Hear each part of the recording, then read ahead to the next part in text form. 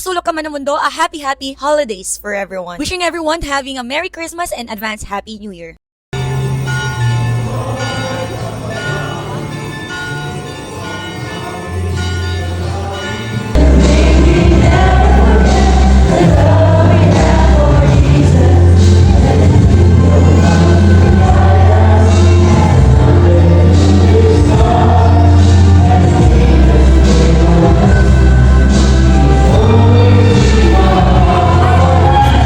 In this video, I am humble to share everyone how I spend my Christmas away from home. Yes, indeed, this year is quite tough and it's kind of a little bit hard celebrating Christmas alone. But it made easier after knowing what really Christmas is. Diba?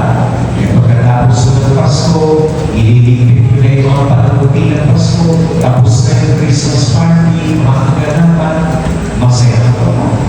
So, matagal, mananali ka kasiyahan. Pero masaya ka sa sarili mo, pero yung mga tao sa paligid mo, hindi masaya para sa iyo. O hindi mo masaya. Dahil po sa kalamidad, dahil sa krisis sa kanilang buhay, those who are grieving, those who have lost opportunities, nawalan ng trabaho, nawalan ng mahal sa buhay. Iba-iba ang mga rason ng pagsasaya ng tao. Yes, indeed, not everyone is having a good year this year. But remember this, it is all up to us. At the end of the day, we will choose which side of the story we will become and what type of a person are we going to choose for ourselves before the end of the year. It's either do you consider yourself as a victim or be the type of a person saying, I am a survivor for this year. So again, sa lahat ng mga nanonood ng video na ito or kung napadaan lang yung video na ito sa page ninyo, feel free to comment down below your thoughts all about Christmas. Yun na nga, even though I don't consider this year the best year of my life, well then, hindi po tayo papayag na I will end this year na talunan. Tipong I will end this year just to cry always na lang, everyday na lang talaga. At dahil nga Bisaya tayo at matapang nga tao tayo, Zion Zong, wala na tayo nagdugay. Of course, I patched up my things and had planned my whole day how I celebrate Christmas. So I start my day by choosing dating myself. O, diba? Doon tayo pupunta sa lugar kung saan lahat ay masaya. Well, then, speaking of masaya, well, I am a little bit nervous. Kasi nga, I am a type of person that I loved adventure, but it's more of nature. Pero of course, ako yung tipong gagalaman, pero tipid pa rin ang nasa utak ko for sure. But by the way, since this is my first time, well, todo na to. By the way, here in Manila Ocean Park, we'll have to choose your bundle na gusto nyo pong i-avail for the entire day na paggagala natin sa buong lugar na ito. Okay, by then, disclaimer lang po, no? Medyo may kalakihan or may kamahalan yung packing. Kung kayo po ay mag-walk-in, pero meron po dyan sa online booking, Klook.com. Mas efficient po na mag-book po tayo online kasi po may mga discount or even mga promos po na pwede ninyong ma-avail. So here we go. I am very much excited na para bang nagmisto lang bata po ako for today's video. At yun na nga, nakahanap ako ng spot ko. Very much thrilled to witness the show. Alright po, nandito na po ako sa Manila Ocean Park, nakaupo na po ako. And waiting na lang po sa bird show. Actually, may nangyari lang na hindi magandang transaction. Yun na nga yung sinasabi ko. Minsan po, careful po tayo sa mga online na natin. Online booking, kasi mali yung nabook ko. Yun na yung nabook ko, yung sa swimming. Yun, dun banda.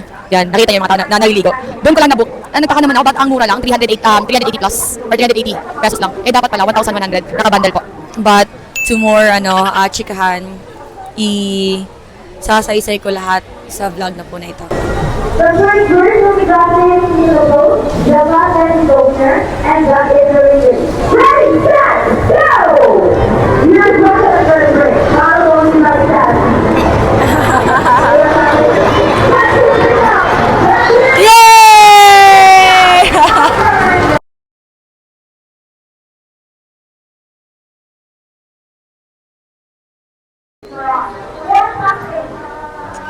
It's gonna be 4 plus 8. 4 plus 8.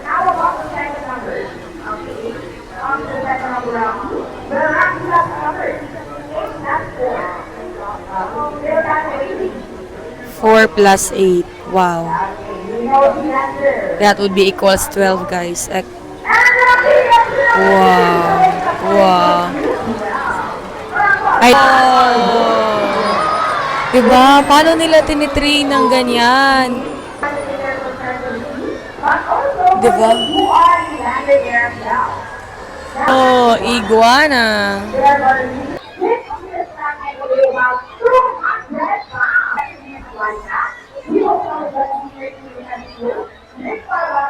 Wait lang, umutok eh.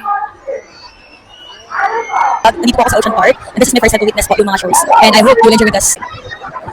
Alright. Kanina lang po may birds show. Ngayon naman po, nakikita natin yung mga napakamagiliw ng mga sea lions nito. Ang galing. Galing, excited ako. Parang bumalik ko sa pagkabata. Promise. Wow, kumakalakak. The best na experience. Yung feeling ko ngayon, para akong bata, para bumalik ako sa bata-bata, in fairness. Tingnan mo nga siya, oh. Para siyang ano, nahihiya na siya, oh. Oh, exhibition. Guys, so halagang 1,700 pesos, sulit na sulit yung ano, pagpunta dito. Yung tipo, ang dami mo pala na-miss sa pagiging bata mo, tapos in just one day, ay, ewan ko na lang. Showcasing how to swim. Pwede siyang ganyan mag-swim. Kumaka-high five para siyang ano ba, parang tao. There we get the ball. Oh, wow. The balancing, no? Hello, nakakatawa.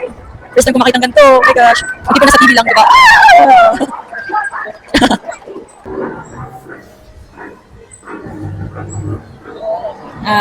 Sasaya sila kayo. Ta-ta-ta-ta.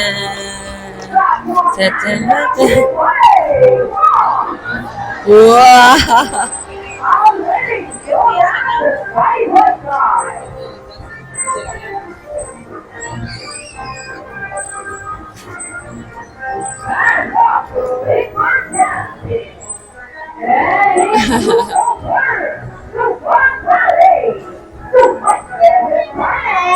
Ikot-ikot. Ikot!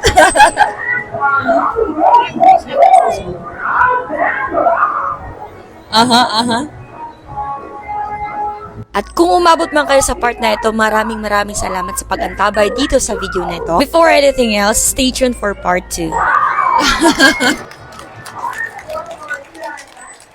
That's it. Yee! Sana all!